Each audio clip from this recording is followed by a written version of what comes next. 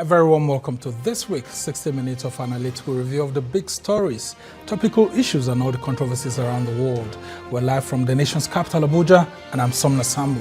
In the headlines, federal lawmakers launch bipartisan Save Democracy Group to defend and rescue democracy from precipice. Pressure mounts on National Assembly leadership to reconvene to address pressing issues of insecurity, non-budget implementation, and many others. Stay with us as we bring you details of this. Thanks so much for joining us. Now we begin with the developments in the National Assembly, in the House of Representatives specifically, where a bipartisan group of members operating under the banner of the Save Democracy Group has warned that Nigeria's democracy is facing a dangerous decline. The group of federal lawmakers cite alleged constitutional violations, chronic budget under-implementation, opaque public spending, worsening insecurity, and growing economic hardship. They also accuse the federal government of undermining Nigeria's democracy, alleging constitutional violations, chronic budget failures, and many others. Now, the lawmakers in a statement on Friday said the National Assembly could not afford to remain on recess while critical national issues requiring urgent legislative intervention continues to worsen across the country. The statement was jointly signed by the group's leaders, Representative Awaji Inombe, Dagomi Abiante, and also that's from Rivers State. And then there's also Honorable Abubakar Yahaya Kusada, who is from the APC, Katsina, Honorable Mansour Musa Jega, who is of the ADC, Kebbi, and their chairman is that of the PDP from Rivers. Now, the lawmakers said the group was established to defend constitutional governance, legislative independence, accountability, and the rule of law, stressing that their movement was neither an opposition alliance against the Tinubu administration nor a political pressure group, but a collective of legislators concerned about what they call the steady erosion of democratic institutions under the federal government led by President Bola Ahmed Tinubu. Well, for more on this, we have joining us right now in the studio Honorable Benedict Etanabene, who is a federal lawmaker representing the Okpe Sapele Uvwie Federal Constituency of Delta State. He's of the Labour Party. Thank you so much for joining us. Thank you very much for having me. Yeah, and we expect the chairman of the leaders of the Save Democracy Group, Honorable Awaji Inombe Abiante, who represent Andoni Opobo Nkoro Federal Constituency and a member of the People's Democratic Party, to join us live in the course of the program from Yenagoa, the capital of Bayelsa. Thank you so much, Honorable, for joining us. Now, talk to us about this very strong-worded press statement you issued on Friday. A whole lot of Nigerians confused as to the direction of that statement. Are you categorical in stating that the federal government led by President Bola Tinubu continues to engage in acts that are against the provisions of the Constitution? Thank you very much for having me. But first of all, before I continue, let me just correct one small impression. I'm no longer in the Labour Party. You know, the Labour Party ceased to exist in 35 states of the 36 in Nigeria. So there was no way I could proceed, with a partyless, environment. So I'm presently in the People's Democratic, Party, ably led by Alhaji Tanimu Turaki. That's where okay, I you myself. moved to the Turaki-led People's Democratic Party. Okay, thanks for that. So now, there are so many things happening in the recent times that concerns or should concern every Nigerian who loves democracy. Especially the activities of the present government. In respect to the issues you just mentioned, insecurity, which is very paramount. Without life, nothing can happen. And there is a provision in the Constitution where governments are held, accountable. The issues of budget, spending. Of course, we can't even discuss the issue of budget spending now because we really don't know where we are, presently. In a month's time, by September, the life of the 2024-2025 budget will be expiring. We still have 2026 untouched. So where are we going? But we are spending money in this country. A few days ago, the president was talking to our Yoruba fathers, from Oyo, and he said he has given government so much money. So where are all those money coming from. There are issues of loans we have taken and we're not getting any good explanation for them. When we do all these budget defense, many Nigerians don't have the opportunity to actually listen to what happens in budget defense. It's a sorry sight, to watch helplessly, the explanations of many of these MDAs, and no need, no questions are not coming from anywhere because it's obvious. You tell an MDA that you had a budget of 2024, okay, what have you done? What is the position of those areas? And they tell you that they have not gotten release, for them. So where are you going to proceed from? Who are you going to hold accountable? So we are in a situation, in fact, the political and democratic atmosphere is not stable, presently for all of us to go and relax. So all this put together made us, come together, Save Democracy Group. It's not an opposition party thing. It's for anybody, especially legislators at this point in time, who love that our democracy must grow more than it is now. We met it growing, so we should not take it many steps, back. So members of the APC, PDP, NDC, ADC, AA, and all the rest, they are involved in this movement. All right, Honorable, have you been able to approach the House leadership to make some of these grievances known before coming to the public on these issues? Because these are very critical issues that you raise. Taking a look at your statement here, you said there's a disregard for rule of law, chronic budget under-implementation, a potentially impeachable breach. There's also the issues of insecurity, the issues of, commending the religious leaders, especially the Catholic bishops and the Supreme Council for Sharia in Nigeria for their statements that have been made in recent times, cautioning the federal government on the state of the nation. The leadership of the National Assembly is not living in isolation of everybody. They know all these issues, very well. And Nigerians that are watching proceedings in the House also have heard and seen and watched how many have tried to steer us in the right direction, but we don't seem to be following that direction. The bill on police establishment, we saw all the controversies. Yes, state police. You saw how the controversies, it's not like it's supposed to be a very serious matter, because I know majority of members of the House want the state police to come to stay, in spite of the shortcomings and complaints. But what we needed to do was can we just consider the observations of many others, so that we can get a document that will stand the test of time, a document that will not be seen that it is partisan towards one direction. That is why many of us wanted the processes. But you see how it was passed. Yeah, a lot of us were surprised that there was no clause-by-clause consideration of that bill.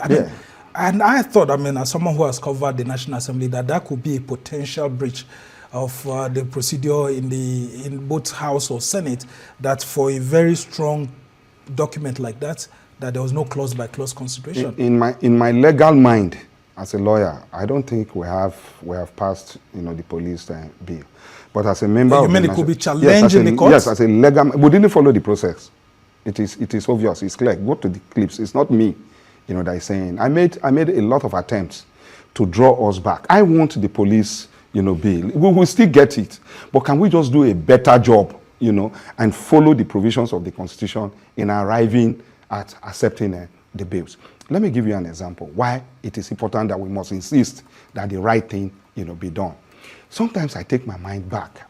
Laws that you pass today, its implication is not only as you see it today, 20 years, 30 years to come, it will come to stare us, in the face. Do you know the way we pass that law? It's possible to still pass a law for a third term of a president who wants a third term for himself. It will be very, very easy, unlike what happened in 2005 or thereabout.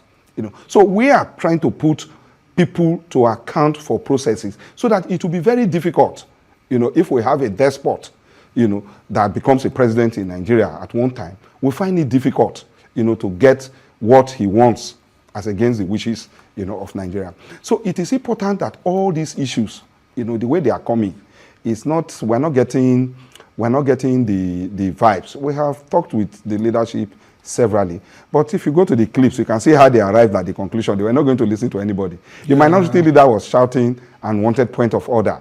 I stood up and also, raised point of order on that particular day.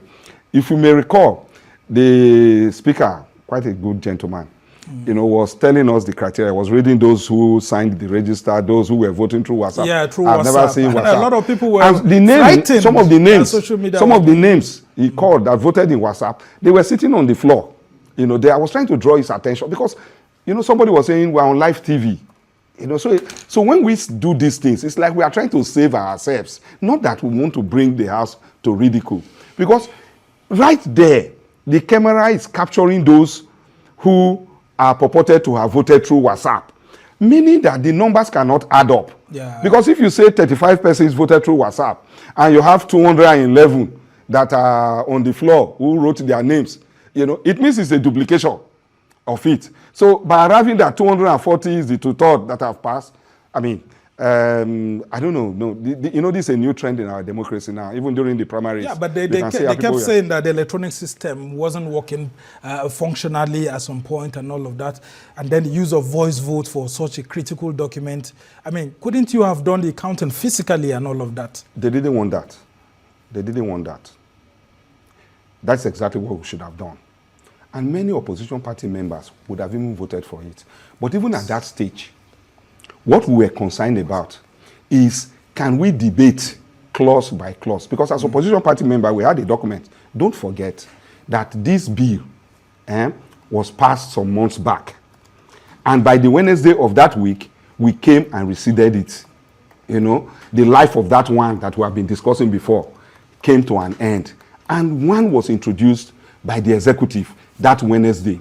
And by Thursday, we are being told that we needed to pass it. No, some of us didn't sleep that night. We went clause by clause. We were looking at it. We were trying to rush it. It's not supposed to be. We're just trying to see how we can meet up with the pattern. So we came in that morning and if this leadership was not even going to allow us to look clause by clause, can you take these documents as our observation, from the opposition parties and go and study it together with what has been produced, by the executive? It will take some few days, not much, 2, 3. If there's need to subject that bill to public opinion, we do that again. But for all they care, let's impress Mr. President. What people are trying to do in this country is to impress their leaders, in a manner that it will look as if when people gather in the beer parlor and discuss and say, see what I did to that person, whether you did right or wrong is not the concern. Then the person will be hailing you and say, my son or my follower, you did well. You are very loyal. That is not even the yardstick of measurement of loyalty. Not the Nigerians that sent you there. No, not the Nigerians. Certainly. And that's a major challenge we have with the current parliament at the moment. And then eventually, after that happened, some of you staged the walkout. It didn't seem to have had any effects. Is that part of the reason why you're also angry and you want to fight back the Tajudeen Abbas-led leadership? No, we're not fighting Tajudeen Abbas-led leadership. We are acting in the interest of Nigeria. Nigeria is bigger than individuals. It's come and go. If you are a speaker today or you're a Senate president today, even a president today, the worst you can muscle everybody in this country is 8 years. Yeah. It will come and go. That's if you're lucky. Yes, but the kind of precedents you put on ground, will continue for a very long time. And Nigerians, they are very good at referring to this happened before. It happened the other time. So why will it not happen here again? So it's not about individual. We are saying we are sliding down, the slope of democracy. We're not moving up, and that is not good for us. That we must sit down and do things right for the benefit of all of us. These are not good. They are in majority today. Tomorrow they might turn to be minority, group also. So working out of plenary is parliamentary practice. It's a way of showing that, look, we're really not happy, with this opinion. If you had put a well-discussed clause-by-clause state police, to vote, I am very confident that we will still have passed, the bill on state police. But we're insisting that, please do it the right way it should be. This is not the first time. If you remember the electoral amendment. It was like that too. We walked out, but they didn't care. They went ahead. You know, there are some fathers who will see a stubborn son, you know, trying to say no, he doesn't agree with this. It doesn't mean because you are the father, you just tell the son to go away.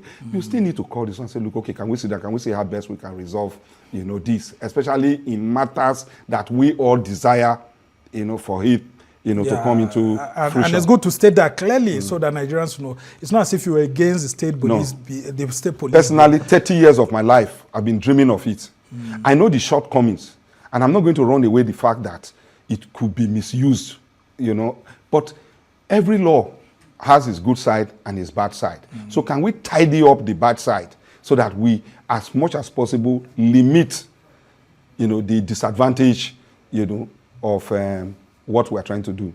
Okay, interesting perspective here. And Honorable, let's talk about some of the things that you have raised here, specifically the issues of the state of the nation on insecurity. And you're saying that you support what the religious leaders have been telling President Bola Tinubu, and that the government needs to listen, not to argue with people whose lives are at stake. Because, I mean, it's easier for you to be in the comfort zone when you're in government.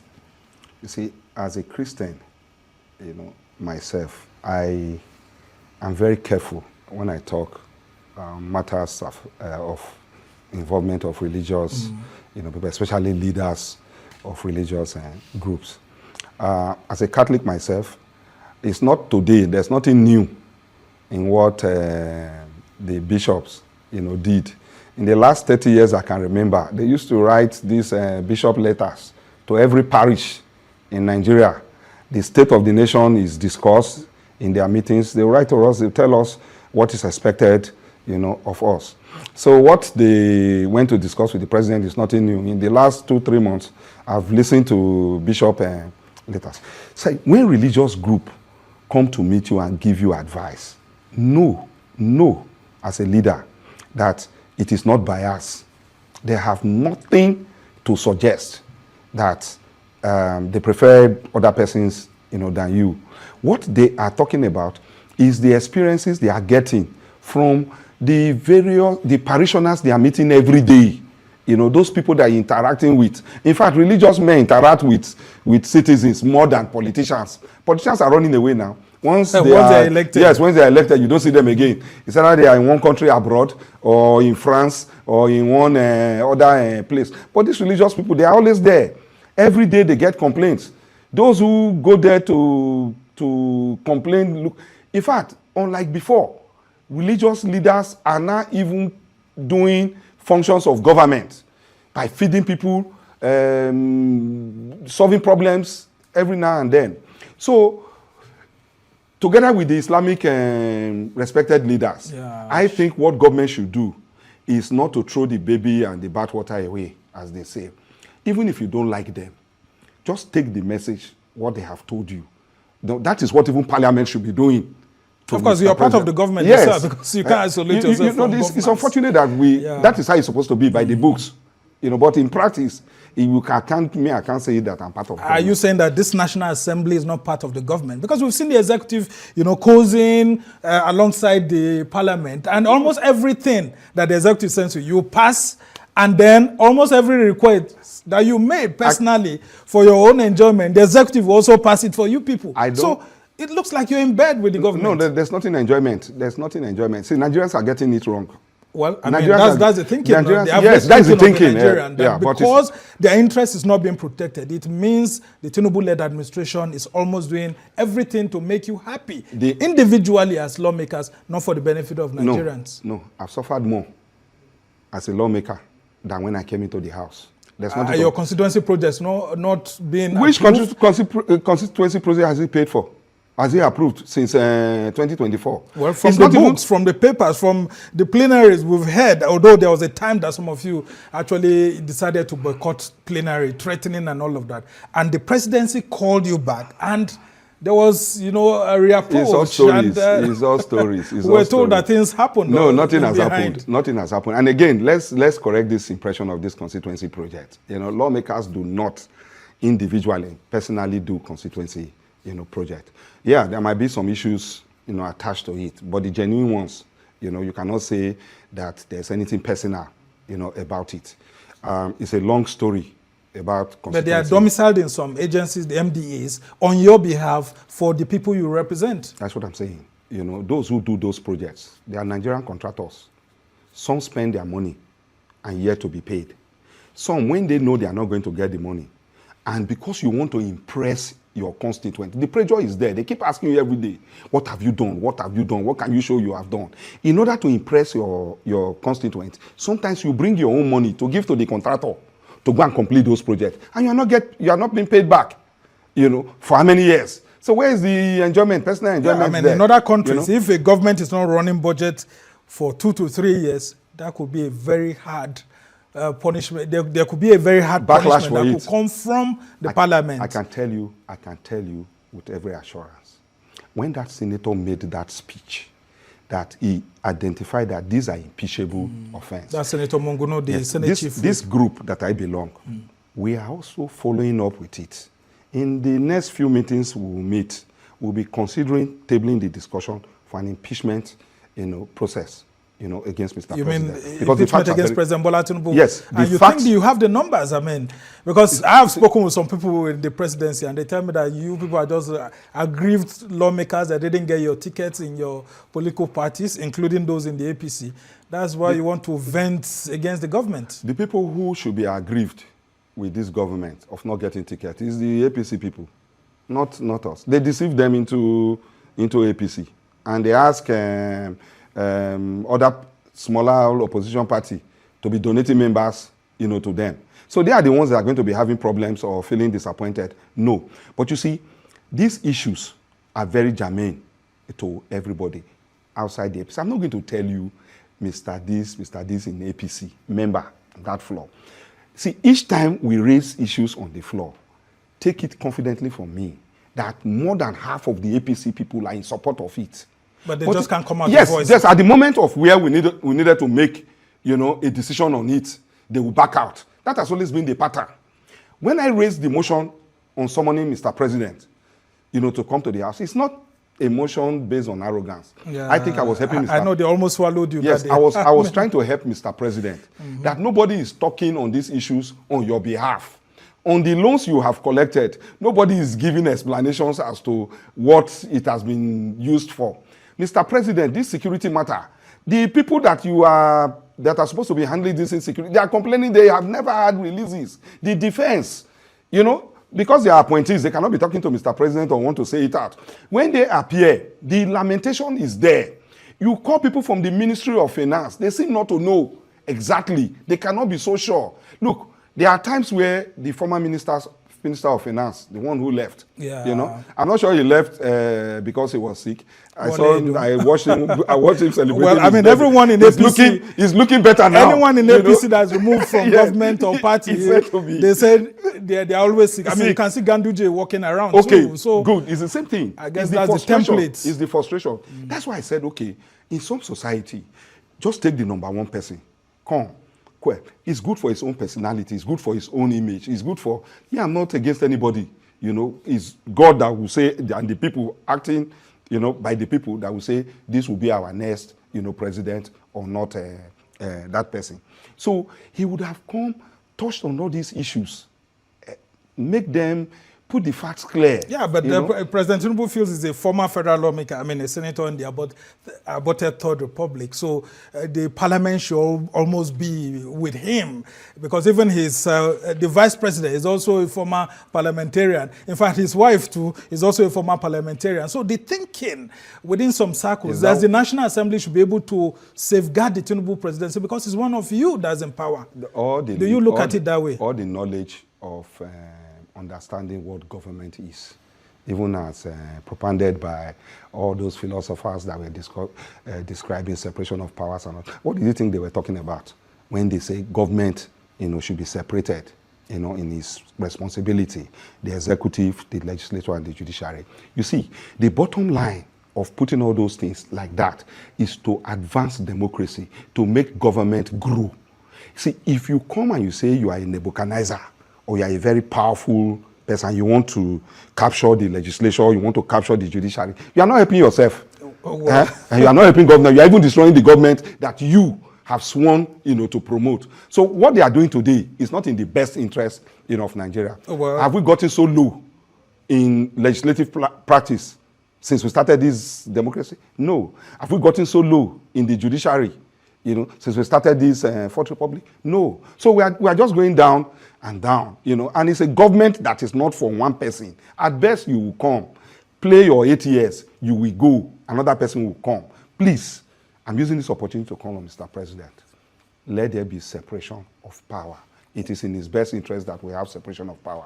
Well, I don't think you people would have strategically thought of it that way, because when he made a former speaker to be his chief of staff, I guess that could have also been part of the thinking. That, he will be able to use it to ensure that the National Assembly, works along with him. And is there anything wrong with the National Assembly working with President Tinubu? There's nothing wrong. It's complementary. That is the role that the National Assembly is supposed, to do. The books around the creation of the National Assembly did not say you must be fighting Mr. President. Yeah. If Mr. President is doing right, why should you fight him? There are a couple of things Mr. President has done, and I think is commendable from the angle of the National Assembly. But there are many things he is doing that is not too right, and I do not think the National Assembly should be applauding, those things. They should call such things to order so that he can take a second look and make all of us better. Is it not best that we should be talking about how bad the insecurity situation is, so that we can put some goodness into it for safety of everybody? Well, when the religious leaders complained, one of those in the presidency said that Archbishop Onayekon was a supporter of Peter Obi in the 2023 general election. And so he was being partisan and all of that. When you hear those kind of comments, how does that make you feel as a person? And then, of course, there could also be some, truth to that. But isn't it a choice as to who you vote for or not vote for? But the issues are germane. They never understand the role of a Catholic priest. I've lived all my life, 62 years, as a Catholic. Never understand a Catholic priest. A Catholic priest will not give you the front seat to sit because you are the biggest donor of finance in the church. He will not do that. Right. The Catholic Church will not, the Reverend Father that listens to confession, knows what is wrong, what is right, will not come because of one person, will not begin to say things that are not right. People of priests that are just 2 years, ordained, will not even get to the level to show that kind of partisanship, talk less, of somebody in the level of Onayekon. When he was doing all those things many years back, to all those other leaders, who was he supporting? Was Mr. Peter Obi contesting presidency at that time? I won election under the platform of the Labour Party, where Mr. Peter Obi was our presidential candidate. There was no time. I saw his shadow around. I even saw the Catholic Church. I come from a place where we have so many parishes. There was no time that even the church was instructed that this is the direction to look. It never happened. See, we will not be doing the president anything good if we are speaking on his behalf in that manner. But I think we should be putting that behind the Secretary to the Government of the Federation. Yeah, who's a Catholic himself. He brought a very beautiful piece. That is how it should be. Yeah, SGF George. Yes. If you are a spokesperson for a leader or a person in charge of government, you are not speaking like it is you versus them. No, you should be speaking in a manner that everybody is on the same table to be able to give your principal, the leverage to do better. And I'll ask you, Honorable Etanabene, to just hold on while we go on the short break. And when we come back, we will continue our conversation on the Safe Democracy Group in the House of Representatives, a group of federal parliamentarians that are asking President Tinubu to sit up because there are so many problems in the country, and saying that he needs to listen to Nigerians, not just religious leaders, on what needs to be done to move the nation forward. We'll be talking about the issues of budget implementation when we come back, and how the lawmakers are very angry that several budgets from 2023 seem to have been overlapping with very poor implementation. Stay with us.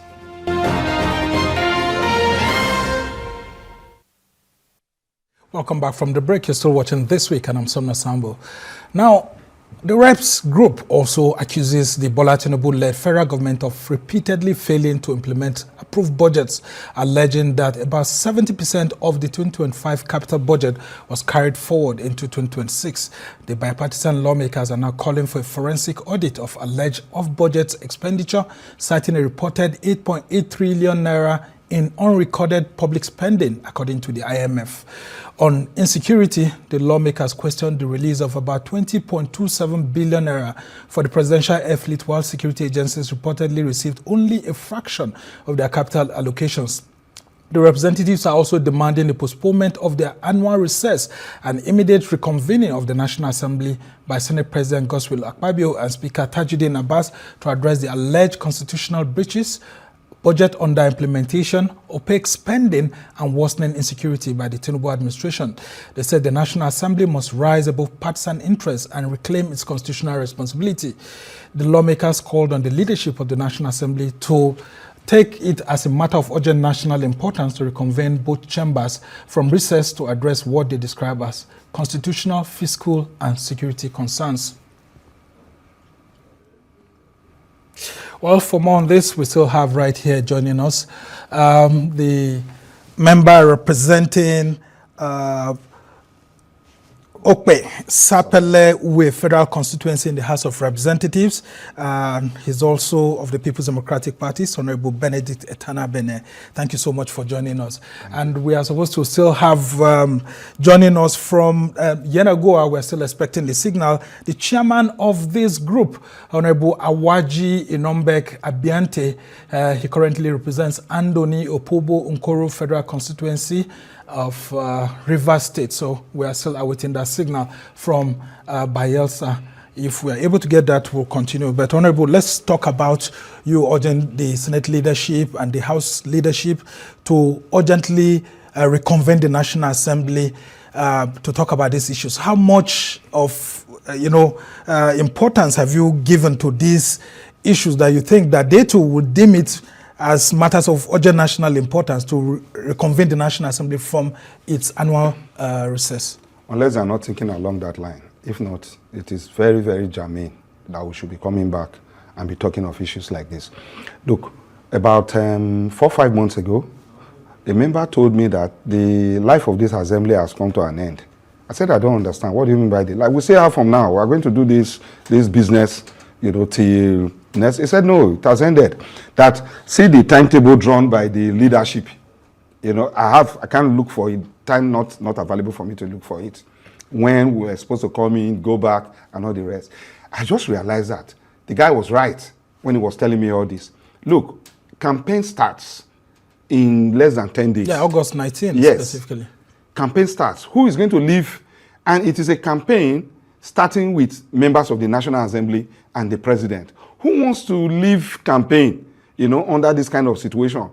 Unless those who do not see the desperation and greed in this exercise. If not, you are not going to get anybody in plenary. Have you noticed in the recent times that the place is always empty? Yeah. It is only when they know they were going to take this vote, by all means, not that they would have even missed it. Required. Yes, that they started calling people to come, calling people with some promises that some of the things that have been lacking will be done and all those stuff. Until now, nothing has even happened. So look, we're almost done. From now till election in February, nothing is going to happen. And yes, I applaud Mr. President, when things go right. I'm so relieved with the rescue of those children in Oyo. So relieved, so happy about it. I don't know why this, maybe because I've gone through kidnapping before, so I know the experience. It's a very terrible experience. Traumatic. Yeah, it's like you are living your life all over and over and over again. Death stared in your face every minute. So it's not an experience. So I'm happy with that. But again, there are still many persons out there requiring this assistance, from government. And they are still picking more persons every day. So we must do something about it. And I think the best approach, for this is to give charge, not only in West to the military and the police, but to also give them what it takes for them to actualize and put a stop or at least reduce it to the barest minimum. So all these are budgetary matters. They have complained they have not been getting released. So what is Mr. President do? If Mr. President comes tomorrow and say, see, and there's evidence to suggest that even the 30% he's talking about, that should be left in 2025 and the 70% to 2026, there's nothing, one dime of that 30% has not been released as I'm talking to you. So where's the money going to? That's what Nigerians are saying, because this same government is telling us, including the National Assembly, that we've never had it this good in terms of revenue generation and all of that. And we are also collecting loans. This same National Assembly, including people like you, are approving this loan. So what exactly is going on? That's what people are asking. You see, I would not, when I hear Nigerians say National Assembly is rubber stamp and all those stuff like that. Yeah, because you approve the budget. You know what? You approve the loans. No, I don't doubt it. Now, I don't argue with them. I'm not going to argue with any Nigerian who says that, because the picture seemed to be like that. But in real practice, it is not true at all. See, we battle against all these things every day. But it's just the same parliamentary procedure that the majority, have their way, while the minority have their say. There's no loan that has come to that house that has not been challenged. There's no loan. There's one clip that you people used to show about that my friend, the white guy who was saying, why are we talking about LGBT and LGBT? Yeah. See, that day, it was loan matter. It was loan matter. Sometimes these things go on executive section and we all complain. Even APC members, they are complaining. So it's a matter that is jamming, but all these things are censored, not to come, out. Many of us, I won't buy the narrative that I'm a rubber stamp. I won't. Yeah, but you're sounding helpless too. I mean, that is the situation. Yes, being helpless does not necessarily mean that you are a rubber, stamp. You will make your opinion, but at the end of the day. But again, I'm not of the opinion that any application for loan is bad. I'm not of the opinion. So sometimes when these things are allowed, it's not necessarily that we are boxed to a corner. But sometimes the explanation is that, look, we have this shortfall. Look, we needed to do this. Look, we needed to do student loans. We need to get money for it. We need to finance this budget. It's only recently I'm even understanding that Mr. President, to some extent, if I wasn't too pleased, with his running of the economy. But in the last few days, I'm beginning to see that it has come down a little bit lower. When he said that, see, he gave governors so much money. And what are they doing with the money? That they shouldn't be doing all this needless, flyover. Yeah. Now, thinking critically in the mind of Mr. President, before, local governments were not receiving up to 140 million, but some of them are getting 1 billion, today. Many of the governors, according to Mr. President, they're even getting almost 5 times what they were getting before. The thinking of that kind of administrator is such that he was expecting that this economic growth is going to be triggered from the local government to the states, before. So he gave so much monies out and left helpless with little or nothing at the federal. Meanwhile, the same suffering, the hardship, the hunger is not abating at all. It's so the even MDAs increasing. are suffering while the states are enjoying. Yes, and yet there's no result. Yes, you can see many of the governors now, they tell you they have a lot of reserves. They have a lot of reserves. They themselves are not even sinking the funds to exactly to meet the people's needs. Yeah, because during one of the NEC meetings, he asked them to wet the ground. That's it. So unfortunately, it's not these loans. If you take loans, and it's inevitable, sometimes you must do, even as individuals of course, we run into it. But we should be able to know what you want to do with the loan and what you have done with the one you took, times ago. This is where we are not getting, the romance, because what we have in Nigeria today is that you don't have a right to ask. It's antipathy.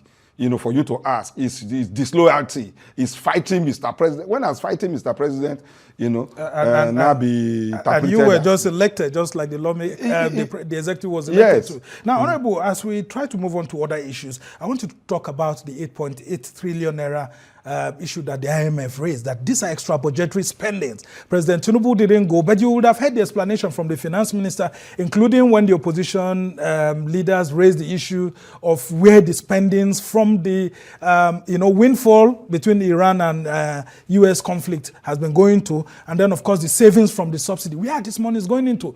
We now heard the finance minister also still saying that some of those spendings were sent to NEL fund. And now you are saying that the same government is borrowing money to support the NEL fund. So people are confused.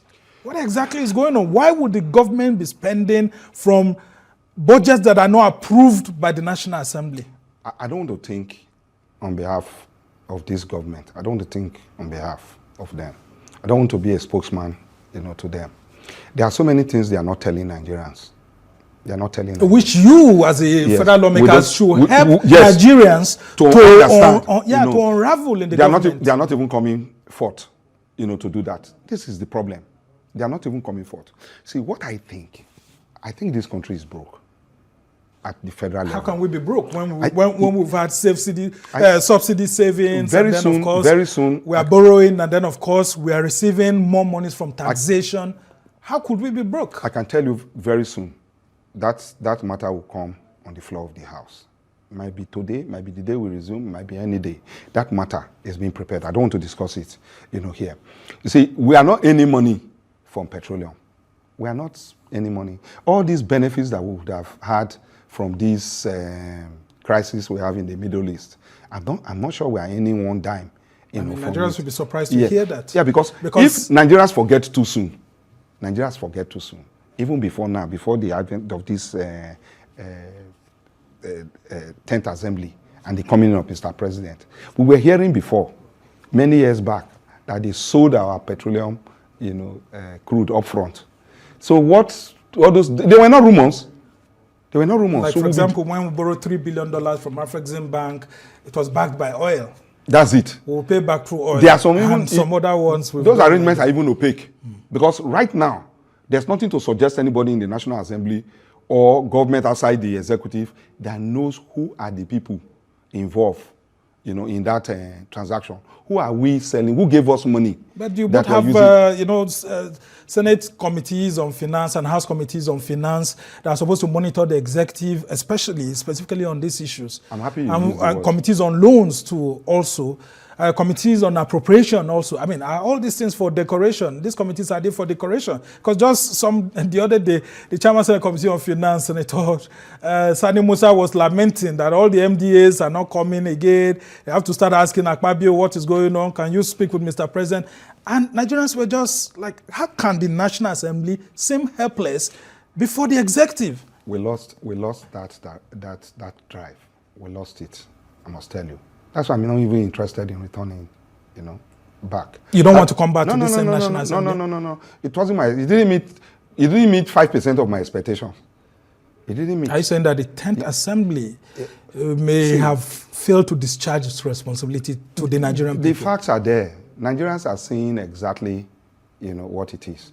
Look, it's only now that we have a change of leadership in the minority party, that the minority caucus. Yes, that we're beginning to see, some realities, of what we should drive in, So we came rather late than not doing, that at all.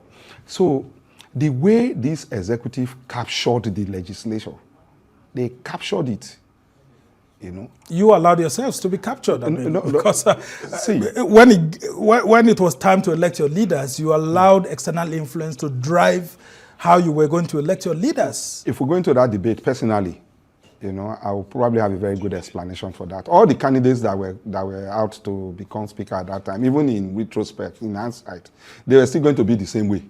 Nothing would have changed because everybody was pledging loyalty to Mr. President. Because he's one of you. Yes. Because he's a former member of the National Assembly. That's why I said, whatever happens to the Tinubu administration, the members of National Assembly will take greater blame. Because the president, the Senate president, the president's wife, the vice president, the chief of staff, almost everyone came from the National Assembly. So if my father were to be the president of Nigeria, and I'm the Senate President or Speaker of National Assembly, I cannot tell him that what he's doing is wrong. Does that mean that I'm no longer a son of the father? See, you can do party loyalty. You can do respect. The man is a good man. He's a good man. I've not seen the president, my own impression about him, you know, from his days as governor to now. He's a good man. You know, so does it mean that now that you are head of another branch of government, then you just surrender the kind of loyalty? See, loyalty is good.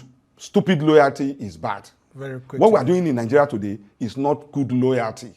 Because good loyalty helps the man that you are loyal to. Stupid loyalty deceives the man and leads the man to destruction. Just before we wrap up, Honorable, if the Senate President and Speaker Tajudeen Abbas all refuse to reconvene the National Assembly, what will your group do? Will you still go ahead with this your impeachment threat that you're talking about? We are meeting. Like I said, we are going to meet next week. You know, the matter is going to come up. It's not today we'll be talking about this issue. Wouldn't this be deemed an opposition against President Tinubu? Because the campaigns are set to open in August. There are many APC persons that are very sympathetic to this. This matter of impeachment is not today.